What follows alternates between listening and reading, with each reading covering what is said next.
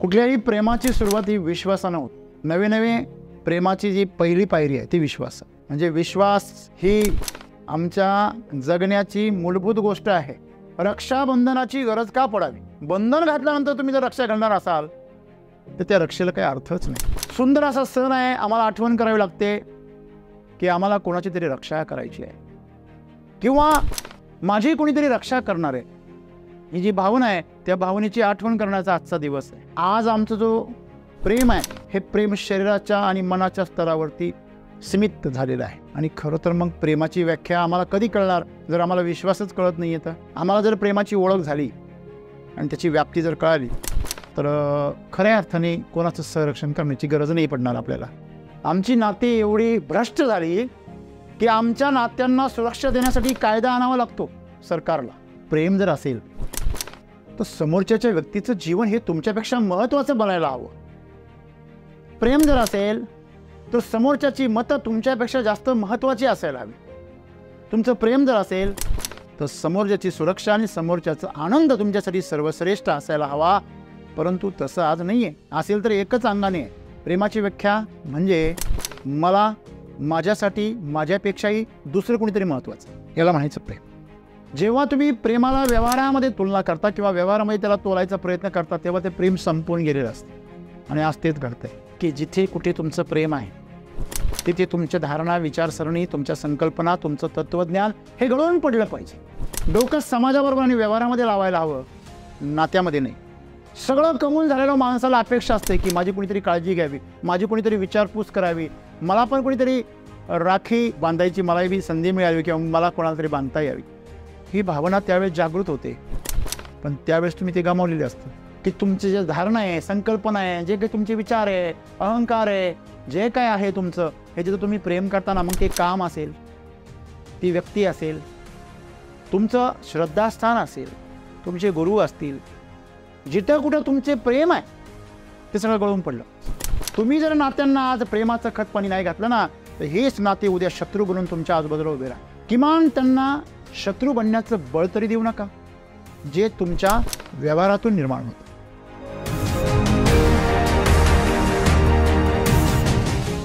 मित्र आज रक्षाबंधन हा सण आहे आणि कोळी बांधव तो नारळी पौर्णिमा म्हणून साजरा करतात. ते सागराला नारळ अर्पण करतात कारण आता नुकताच जो वादळी पाऊस आहे तो थांबून आता समुद्रामध्ये मासेमारी करण्यासाठी प्रवेश करण्याची जी सुरुवात आहे ती आजच्या दिवसापासून ते करतात.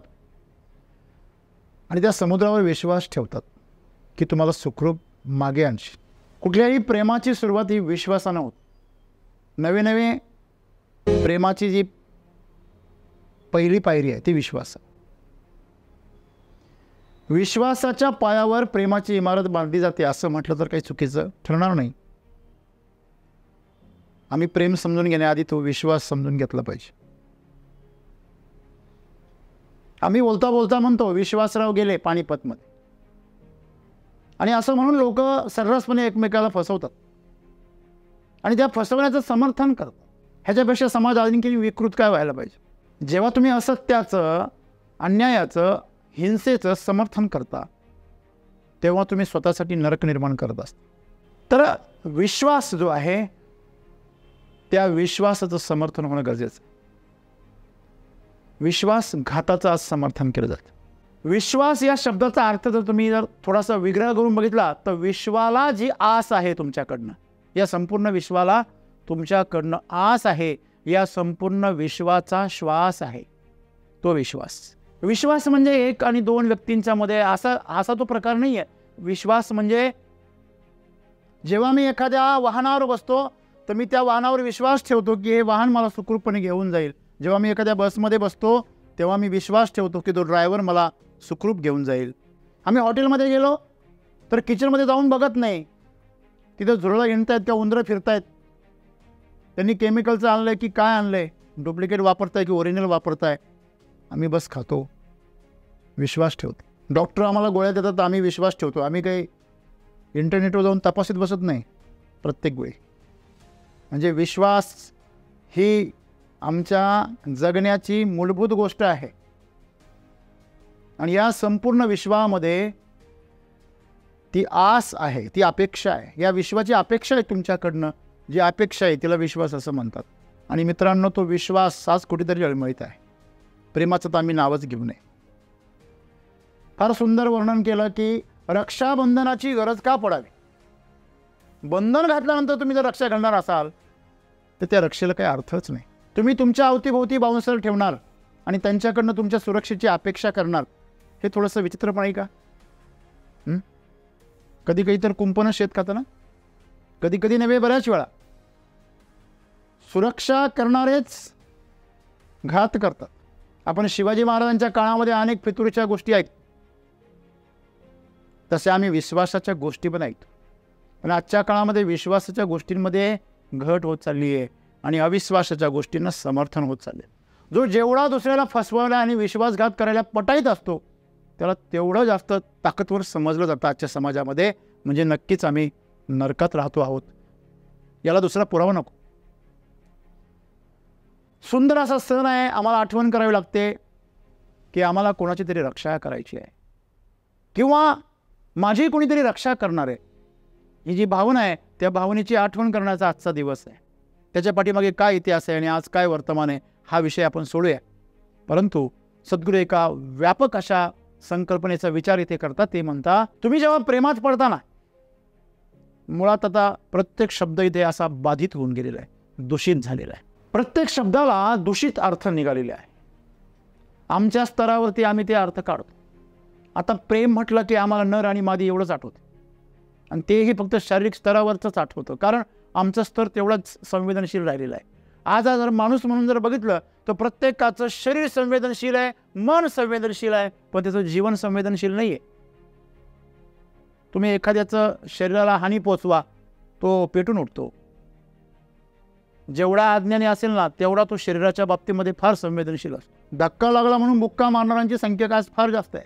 आणि मन दुखवलं म्हणून मारण्या इतपत माणसांची आता मजल पोचलेली आहे. फक्त मन दुखलं म्हणून अपमान केला, कमी लेखलं, अहंकार दुखावला.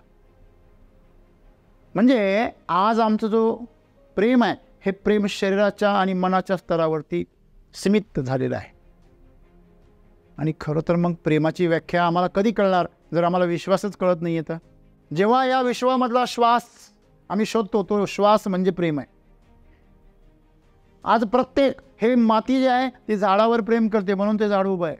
हा सूर्य ह्या पृथ्वीवर प्रेम करतो म्हणून ती पृथ्वी त्याच्या भोवती फिरते आहे. कोणी कोणाच्या मागे आणि भोवती फिरायला रिकामं नाही आहे. मांजर तुमच्या भोवती लोंडा कधी होते जेव्हा तिला तुमच्याकडनं काहीतरी प्रेम मिळतं. तिला तुम्ही खायला देण्यापेक्षाही तिच्या पाठीवरून आणि डोक्यावरून हात फिरवणं ही तिला जास्त प्रिय असतं. का मांजरीबरोबर काय माणसाचे काही शारीरिक संबंध असतात का? स्पर्शाचे संबंध असतात, प्रेमाचे संबंध असतात. मग प्रेम ही प्रचंड व्यापक अशी गोष्ट आहे. आणि ती जी व्यापक गोष्ट आहे ती व्यापक गोष्ट केव्हा घडते, त्याची लक्षणं काय याबद्दल सद्गुरू आज आम्हाला सांगताय. आम्हाला जर प्रेमाची ओळख झाली आणि त्याची व्याप्ती जर कळाली तर खऱ्या अर्थाने कोणाचं संरक्षण करण्याची गरज नाही पडणार आपल्याला. मला सांगा, एखाद्या आईपासून मुलाला कधी धोका आहे का? मग आईपासून मुलाचं संरक्षण करण्यासाठी असा काही कायदा आहे का? नाही. भावापासून बहिणीची सुरक्षा करण्यासाठी काही कायदा आहे? नाही. परंतु पतीपासून पत्नीची सुरक्षा करण्यासाठी कायदा आहे, लक्षात ठेवा. आता भावा बहिणींमध्ये पण ते आलं, ऑनर किलिंग.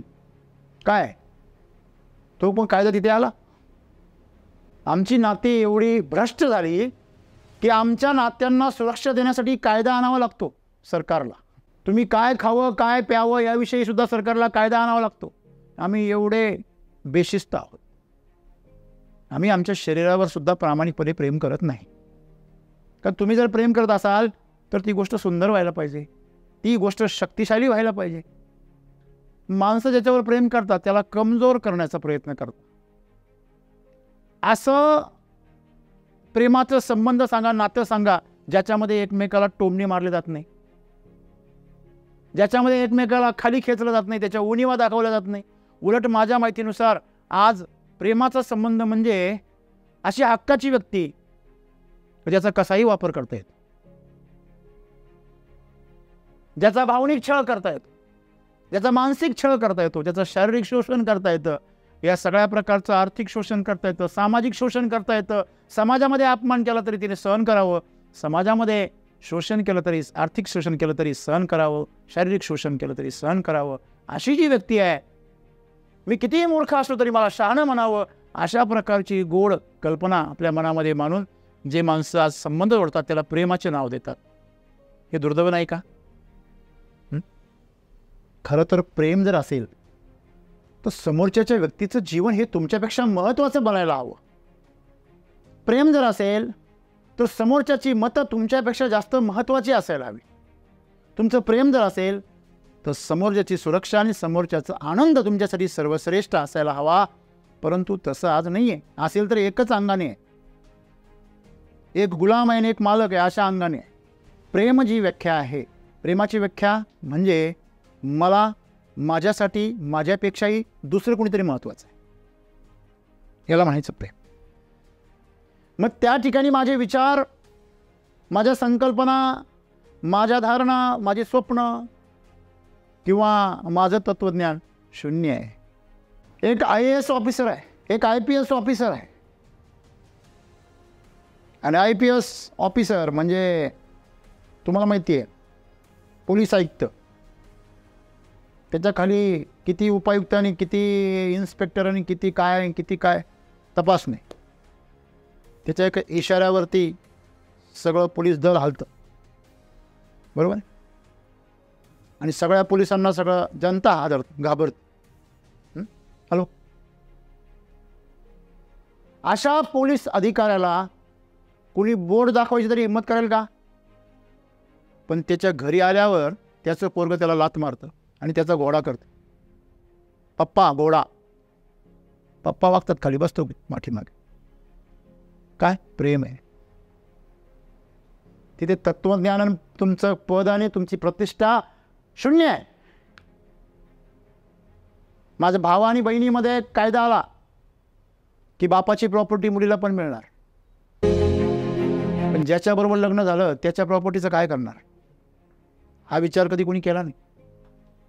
मग कायदा कसा असायला हवा की जी मुलगी लग्न करत नाही किंवा लग्न करूनही ती आज परावलंबी आहे, अशा बहिणीला तिची मदत नक्कीच मिळायला. त्याच्यासाठी तो कायदा चांगला आहे. दोन बाजू आहे, पण आज समाज त्याचा सर्रास वापर करतो. जेव्हा तुम्ही प्रेमाला व्यवहारामध्ये तुलना करता किंवा व्यवहारामध्ये त्याला तोलायचा प्रयत्न करता तेव्हा ते प्रेम संपून गेलेलं असतं. आणि आज तेच घडतंय. अपेक्षा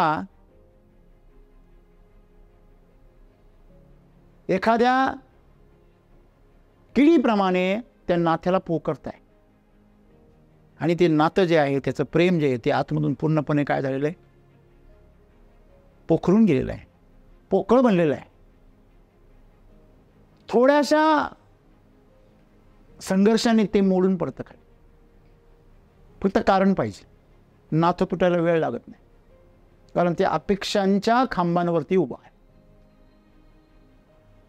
आणि म्हणून सद्गुरू आम्हाला म्हणतात की जिथे कुठे तुमचं प्रेम आहे तिथे तुमच्या धारणा, विचारसरणी, तुमच्या संकल्पना, तुमचं तत्त्वज्ञान हे गळून पडलं पाहिजे.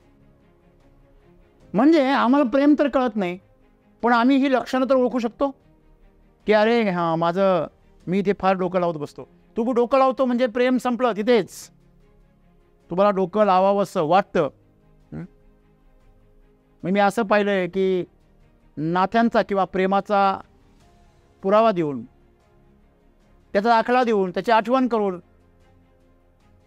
माणसं डोकं लावतात नात्याबरोबर.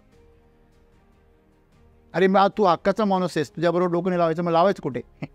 हां, ह्याच्यासारखं काय दुर्दैव असावं. डोकं समाजाबरोबर आणि व्यवहारामध्ये लावायला हवं, नात्यामध्ये नाही. आणि व्यवहार हा गरजा पूर्ण करण्यासाठी हवा, प्रेमासाठी नव्हे. मित्रांनो, आज आमच्या नात्यांमध्ये व्यवहार घुसला, आमच्या नात्यांमध्ये कायदा घुसला. जिथे व्यवहार आहे तिथे कायदा येणार, हे लक्षात ठेवा. आणि मग जो कायदा आहे तो आमच्या उंबरा जो आहे तो उंबरठा ओलांडून कायदा आतमध्ये गेला, तुमचं घर उद्ध्वस्त झालं, प्रेम संपलं. काय द्यायचं बोला म्हणजे काय हो? काय द्यायचं बोला म्हणजे काय द्यायचं आणि काय घ्यायचं हे बोला, असं आहे ते. असं आहे. कायदा काही चुकीचा नाही आहे, पण हल्ली कायद्याचा अर्थ काय द्यायचं आणि काय घ्यायचं हे बोला असं आहे. आणि म्हणून कायदा तेव्हाच चालेल जेव्हा सर्वजण त्याचं पालन करतील. पण जे शक्तिशाली लोक आहेत आर्थिकदृष्ट्या, पदाच्या दृष्ट्या, ही लोक त्याचा हत्यार म्हणून वापर करतात. आणि मित्रांनो, म्हणून आज प्रत्येकाला प्रेम हवं आहे, पण द्यायचं कोणालाच नाही आहे. प्रत्येकाला हवं आहे पण द्यायचं नाही आहे कोणाला, अशी गोष्ट म्हणजे प्रेम आहे. बरं का हवं आहे? मिळाले ना तुला पैसे. बघा, बहिणीला जर प्रॉपर्टी मिळाली भावाची तर प्रेम राहतं का? हॅलो. पण ती वर्षाला जी साडी चोळी मिळते, खणा नारळाने ओटी भरून मिळते, तिच्यामध्ये जे प्रेम राहतं ते प्रेम तिला मिळालेल्या प्रॉपर्टीमध्ये नसतं. सगळं कमवून झालेलं माणसाला अपेक्षा असते की माझी कोणीतरी काळजी घ्यावी, माझी कोणीतरी विचारपूस करावी, मला पण कोणीतरी राखी बांधायची मलाही बी संधी मिळावी किंवा मला कोणाला तरी बांधता यावी, ही भावना त्यावेळेस जागृत होते. पण त्यावेळेस तुम्ही ते गमावलेले असतं. बरोबर आहे. मग तुम्हाला मोहबोले नाते निर्माण करावे लागतात, दिखाऊ नाते. मग आज हे ढोंग का निर्माण झाले? तू भाऊ असल्यासारखं कर, मी बहीण असल्यासारखं वागते, ही नाती का तयार झाली? किंवा हे नात्यामधल्या अनेक उदाहरणं असतील. आज रक्षाबंधन म्हणून मी त्या विषयावर जास्त बोलतो की ह्या ढोंगेपणाला महत्त्व का जास्त झालं? कारण तुम्ही असली नाते व्यवहाराच्या तराजूवर तोडले. तुम्हाला या जगामध्ये एकतर संपत्ती मिळेल, धन मिळेल, पैसा मिळेल, भौतिक गोष्टी मिळतील, किंवा तुम्हाला प्रेम मिळेल, भाव मिळेल, आत्मीयता मिळेल. ह्या दोन्ही एकाच वेळेस ह्या दोन्ही गोष्टी नाही मिळत मित्रांनो. आणि जरी मिळत असतील तर दिखावा आहे. कसलीही अपेक्षा न करता जे केलं जातं त्याला प्रेम म्हणतात. अपेक्षा आहे म्हणून जे केलं जातं त्याला लोभ असं म्हणतात, त्याला मोह असं म्हणतात, त्याला माया असं म्हणतात. एवढं सोपं आहे. ज्याचं प्रेम आहे ना त्यांना किती पण दिवस नाही भेटू द्या, किती पण दिवस त्यांना काहीच नाही मिळू द्या, पण जेव्हा भेटाल ना त्यावेळेस डोळ्यामध्ये फक्त अश्रू असतात. आज आमच्या डोळ्यामध्ये अश्रू येतात स्वतःची कीव आल्यावर. स्वतःबद्दल सहानुभूती निर्माण करण्याची वेळ आली, आपलं खोटं पकडलं गेलं, आपल्या चुका पकडल्या गेल्या, त्यावेळेस आपल्या डोळ्यातून अश्रू येतात. आणि त्याला मगरमच्छ के आंसू असं म्हणतात. प्रेमाचे अश्रू आमच्या डोळ्यातून केव्हा केव्हा आले होते बरं? दुसऱ्याच्या वेदना बघून डोळ्यामधून अश्रू कधी आले होते? की कुणीतरी फार प्रेमाचं व्यक्ती आहे, फार त्याच्यासाठी जीव ओळून टाकावं असं वाटतो, असं माणूस भेटलं म्हणून डोळ्यातून पाणी आलंय. करुणा जागृत झाली, वात्सल्य जागृत झालं, प्रेम जागृत झालं म्हणून अश्रू आले, अहोभाव जागृत झाले. असं कधी घडलं होतं बरं? आम्ही जिवंत माणसांवर प्रेम करत नाही, तर वस्तूंवर तर सोडावं. जोपर्यंत गाय दूध देते तिला आम्ही काय समजतो? लक्ष्मी समजतो.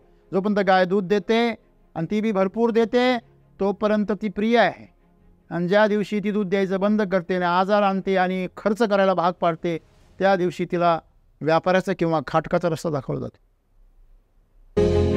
हे तुमचं प्रेम. तुमची पिकं बाजारभाव चांगला असला की तुम्ही त्याला खूप काळजी घेता, खतं, औषधं, वावर सोडत नाही तुम्ही. त्या दिवशी बाजारभाव जर जास्त असतील ना तर शेतकरी तिथेच तंबू ठोकतो, 2-4 बांबू घेऊन तिथेच तंबू ठोकतो आणि तिथेच झोपतो. तो त्या पिकाच्या प्रेमापोटी तिथे थांबला का हो? नाही. अरे तो जगामध्ये सर्वात श्रीमंत इलॉन मस्क, एवढं जगात सर्वात जास्त संपत्ती त्याच्याकडे आहे, पण तो फॅक्टरीमध्ये झोपतो बऱ्याच वेळा. का? काम करता करता तो विसरून जातो की मला घर पण आहे, मला घरी पण जायचं आहे. तो कामावर एवढं प्रेम करतो, तो त्याच्या फॅक्टरीवर एवढं प्रेम करतो. माणसांना प्रेमात किती आनंद आहे, प्रेमात काय सुख आहे ह्याचा अनुभवच कधी मिळाला नाही. ज्याला आईचं प्रेम कधी मिळालं नाही ना त्याला स्त्रीचं प्रेम कधीच कळू शकत नाही. ज्याला फक्त आपल्या बायकोचं प्रेम कळतं, मैत्रिणीचं प्रेम कळतं, त्याला फक्त वासना कळते. लक्षात, जोपर्यंत आईच्या प्रेमाची अनुभूती मिळत नाही तोपर्यंत तुमच्यामध्ये खऱ्या प्रेमाची अनुभूती येऊ शकत नाही. तुम्ही ज्याच्या संपर्कात अगोदर गेले तसं तुम्हाला मिळणार. बरोबर आहे. तुम्ही चालले रस्त्याने, समोरून जर एखादा जर सोनार चाललेला असेल तर तुम्ही तुमच्या कशाकडे बघेल? कशाकडे बघेल? दागिन्यांकडे. समोरून संभार आलेला असेल तो कशाकडे बघेल? चपलांकडे. शिंपी आलेला असेल तो कशाकडे बघेल? म्हणजे तुम्ही सगळे आहात, पूर्ण तुमच्याकडे सगळं आहे, पण तो तुमच्या त्याच गोष्टींकडे बघेल. समोरून एक घोळका चाललेला आहे गर्दीमधून, आणि इकडून मुलं चाललेली, ते कोणाकडे बघतील? आणि इकडून मुली चाललेल्या कोणाकडे बघतील? म्हणजे हे आम्ही शोधलं पाहिजे. आम्ही काय करतो, आमच्या कामना वासनांनी 24 तास बरबटलेलो असतो, म्हणून आम्हाला प्रेमाची कधी जाणीव होणार. पण ज्याला प्रेम मिळाले आईचं, ज्याला निस्वार्थ मित्राचं प्रेम मिळालेलं आहे, त्याला निस्वार्थ बहिणीचं प्रेम मिळालेलं आहे. बघा, परमेश्वराने आधी काय दिली? आई दिली. बघा, माणसाला जन्म घातला ना, पहिले काय दिली? आई दिली. नंतर काय दिली? बहीण दिली. आणि मग मैत्रीण आणि प्रियसी, मग लग्न. बघा, प्रकृतीचा क्रम पहा. तुम्हाला पहिलं आईचं प्रेम कळावं, नंतर तुम्हाला बहिणीचं प्रेम कळावं. आईच्या प्रेमामध्ये पूर्णपणे वात्सल्य आहे, शुद्ध वात्सल्य आहे, शुद्ध तूप आहे. बहिणीचं प्रेम दह्यासारखं आहे, थोडीशी अशुद्धी आहे, तिच्या पण अपेक्षा आहे काहीतरी, पण तिचं प्रेम हे वासनेच्या पलीकडे आहे. बहिणीच्या प्रेमामध्ये वासना नाही आहे, ना तिच्याकडनं आहे ना तुमच्याकडनं आहे. आणि जी लोक त्याच्यामध्येही वासना पाहतात, कामना बघतात, ते नराधम आहे. ते नराच्या रूपामध्ये असुर आहेत, राक्षस आहेत, अधम आहे. म्हणजे बहिणीचं नातं हे वासनेच्या पलीकडे आहे. ती पण एक स्त्रीच आहे ना, आणि तुमच्याच वयाची आहे. मग तिच्याबद्दल तुमच्या मनामध्ये वासना का जागृत होत नाही? कारण तो संस्कार आहे, लहानपणापासून झाले. आणि मग नंतर तुमच्या मैत्रिणीशी ओळखून. मैत्रीण पण अशी असते जी शरीरापासून लांब असते, पण मैत्री असते. बघा, आपण जर ह्या गोष्टींचा जर अभ्यास केला तर आई ही आत्म्यावर प्रेम करते, बहीण ही मनावर प्रेम करते, आणि प्रेयसी ही शरीर आणि भौतिक तुमच्या संपत्तीवर प्रेम करते. तो स्तर आहे तसा. आणि जर त्या स्तरावर जर तिचं वात्सल्य जग, म्हणून असं म्हटलं जातं, स्त्री ही क्षणाची पत्नी आणि अनंत काळाची काय आहे? माता आहे, भगिनी आहे. जो निर्वासनिक प्रेम आपल्या पत्नीवर करू शकतो ना, त्याच्यासारखं संबंध, आदर्श आणि पवित्र संबंध कुठे नसतो. वासना संपली पाहिजे. मग वासना फक्त शरीरापुरती नाही, पैशाची पण वासना संपली पाहिजे, पदाची वासना पण संपली पाहिजे, अहंकाराची, ज्ञानाची वासना. म्हणजे मला आहे अहंकार की माझ्याकडे एवढं ज्ञान आहे, माझं तत्वज्ञान आहे, माझं पद आहे, माझी प्रतिष्ठा आहे, ही पण एक वासनाच आहे. ती पण संपली पाहिजे. जिथं तुम्ही प्रेम करता तिथे, किमान तुम्ही सगळ्या जगावर तर नाही करू शकत, तुम्ही साधू संत तर नाही आहे, ठीक आहे, ती अपेक्षा पण नाही आहे, पण किमान तुम्ही जिथं कुठं प्रेम करता तिथं तुम्ही डोकं नाही लावलं पाहिजे. साधी सोपी गोष्ट आहे. तिथे तुम्ही तत्वज्ञान नाही जाणलं पाहिजे, तिथे तुम्ही संकल्पना मांडल्या नाही पाहिजे तुमच्या, तुम्ही तिथे तुमची विचारसरणी लादली नाही पाहिजे.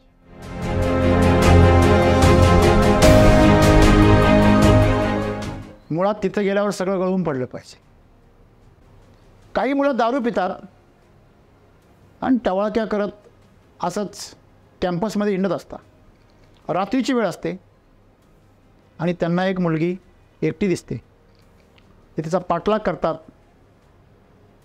आणि तिच्यावर अत्याचार करण्याचा प्रयत्न करणार. तेवढ्यात त्या मुलांमध्ये तिचा भाऊ असतो. जेव्हा तो तिला ओळखतो, तुम्हाला काय वाटतं त्याची परिस्थिती काय झाली असेल? तुम्ही स्वतःला त्या जागेवर कल्पना करा. तुम्ही अशा प्रकारे एकदम धुंद झालेला आहात, वासनांध झालेला आहात, आणि अशा परिस्थितीमध्ये तुम्हाला अचानक तुमची बहीण समोर आली. तुमच्या शरीराची, मनाची आणि आत्म्याची काय अवस्था असेल, ते जे आघात आहे ते तुमच्या शरीरावर, मनावर आणि तुमच्या आत्म्यापर्यंत पोहोचतात. सगळं अवसान गळून पडत.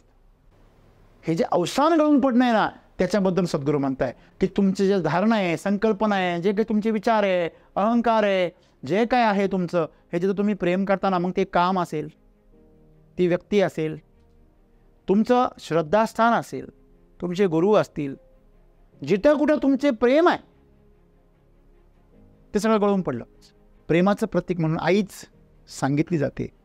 म्हणून आपण प्रत्येकातल्या, मग तो पुरुष असेल ना तर स्त्री असेल, जेंडरनी फरक पडत नाही. आपण ज्ञानेश्वरांना माऊली म्हणतो का?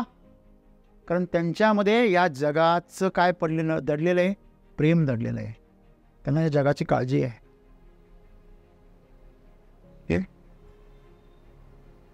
जगाच्या कल्याणा संतांच्या विभूती असं आपण म्हणतो.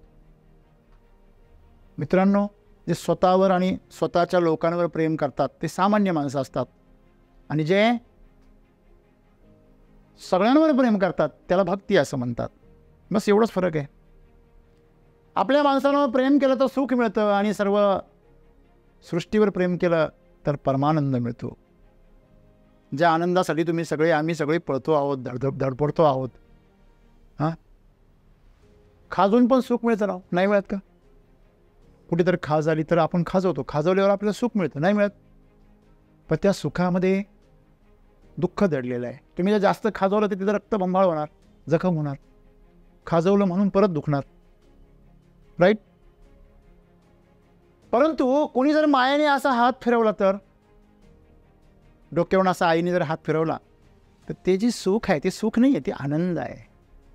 तो किती पण हवा, किती पण, तुम्ही किती वेळ जरी आईच्या मांडीवर डोकं ठेवून झोपलात आणि आईने जर डोक्यावरून हात फिरवला, मग ती आई असो, बहीण असो, किंवा पत्नी असो, किंवा मैत्रीण असो, कोणी पण असो, किंवा मित्र असो, वडील असो, कोणी पण असो, जनरली फरक पडत नाही, किंवा गुरु असो तुमचा, तुमच्या डोक्यावरून जेव्हा हात फिरवला जातो ना, तेव्हा त्याच्यामध्ये प्रचंड ऊर्जा असते.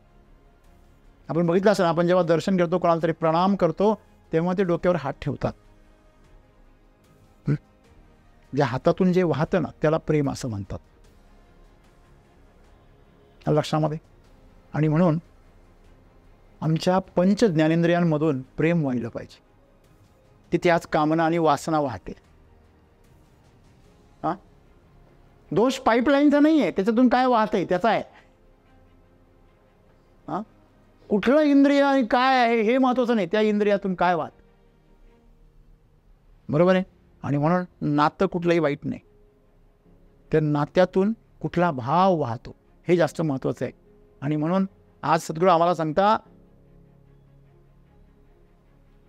जेव्हा तुम्ही प्रेमात पडता, कोणाच्याही, कामाच्या असो, व्यक्तीच्या असो, नात्याच्या असो, एखाद्या विशाल ध्येयाच्या असो, तेव्हा तुमची विचारसरणी, तुमच्या संकल्पना, तुमचं तत्त्वज्ञान हे सगळं गळून पडलं पाहिजे. आणि तुम्ही तिथे जर तुमचं तत्त्वज्ञान जाळायला लागले, ते तुमचे जर विचारसरणी आपलं असं आहे बुवा, तिला अहंकार सांगायला लागले, तर ते प्रेम नाही राहणार. तो मोह, माया आणि लोभ त्या ठिकाणून जन्माला येणार. आज ज्या पद्धतीने समाजामध्ये आपण बघतो तीच परिस्थिती आहे. आज प्रेम तर सोडा हो, विश्वासच कोणावर राहिलेला नाही आहे. न्यायालय असं म्हणतं, ॲग्रीमेंट जरी झालेलं असेल आणि त्या माणसाचं मत जर बदललेलं असेल, तर त्यांचं बदललेलं मत ग्राह्य धरावं. तो जर उद्या म्हटला मी सहीच केलेली नाही, असं म्हणू शकतो. मित्रांनो, ॲग्रीमेंटला, ह्या कागदाला महत्त्व कधी आहे? जोपर्यंत तुम्ही त्याला महत्त्व देता. रिझर्व्ह बँकेचा गव्हर्नर जनरल सुद्धा तुम्हाला तेच म्हणतो, मैं धारक को यह वचन देता हूं की ये 100 रुपये है. वचन आहे ते, फक्त नोट आहे ही. तुम्ही विश्वास ठेवता, ते विश्वास ठेवता, सगळं जग विश्वास ठेवतं, म्हणून ती नोट आहे, नाहीतर खोट आहे. लक्षात ठेवा, त्या नोटेप्रमाणेच विश्वास आहे. सगळ्यांनी ठेवला तर विश्वास, आणि जर बदलला तर अविश्वास. मित्रांनो, हा विश्वास आम्ही निर्माण केला पाहिजे, आणि आम्ही प्रेमात पडलं पाहिजे. आणि सगळ्यात शेवटी माणसं सगळं कमवल्यानंतर आणि सगळं काही झाल्यानंतर परत तिथंच येतात. प्रेम नाही हो. तुम्ही जर आज अन्नावर प्रेम केलं नाही ना, आज तुम्ही जर तुमच्या अन्नावर जर प्रेम केलं नाही, श्वासावर प्रेम केलं नाही, पाण्यावर प्रेम केलं नाही, तर उद्या हे तीनही तुम्हाला रोग देतील, हे लक्षात ठेवा. तसंच आहे नात्यांबाबतीमध्ये. तुम्ही जर नात्यांना आज प्रेमाचं खत पाणी नाही घातलं ना, तर हेच नाते उद्या शत्रू बनून तुमच्या आजूबाजूला उभे राहतात. किमान त्यांना शत्रू बनण्याचं बळ तरी देऊ नका, जे तुमच्या व्यवहारातून निर्माण होतं. जर तुमच्याकडनं प्रेम वाहत असेल, मला सांगा, तुमच्याकडनं पाणी वाहत आहे आणि लोक आग लावण्याचा प्रयत्न करत आहे, त्यांच्या काळेपेट्या संपून जातील, त्यांचं रॉकेल पेट्रोल संपून जाईल, पण त्याचं काहीच नाही होऊ शकत. ते जेवढं रॉकेल टाकतायत तेवढं जास्त पाणी तुमच्यातून वाहत आहे. काय होणार आहे? शांतीच होणार आहे. त्यांचे पण होऊन जाणार. त्यांच्याकडचं पेट्रोल आणि काळ्या पेट्या संपल्या का त्यांच्याकडं काय पेटवायला? म्हणजे तुमची निंदा नावस्ती करणारे, तुमच्यासाठी कारस्थानं रचणारे, ह्या सगळ्यांची कारस्थानं, त्यांची असलेली जी दुष्बुद्धी आहे, दुष्टबुद्धी आहे, ही संपू शकते तर तुमच्यातून प्रेम वाहत असेल. तुमच्याकडं प्रेमाचा एवढा पाठ व्हायला पाहिजे, एवढा महापूर आला पाहिजे की आजूबाजूची सगळ्या दुष्ट प्रवृत्ती, लोभ, मोह, स्वार्थ त्याच्यामध्ये वाहून गेला पाहिजे. तेव्हा आपण प्रेम बना. लोक काय बनलेले याच्याशी आपल्याला काही कर्तव्य नाही आहे. आणि जेव्हा आपण प्रेम बनू, आपण प्रेम देऊ, प्रेमात पडू, तेव्हा आपल्याकडनं जे काय होणार आहे ते सगळंच्या सगळं सुंदर होणार आहे आणि आपलं जीवन खऱ्या अर्थाने आनंदी बनणार आहे. धन्यवाद.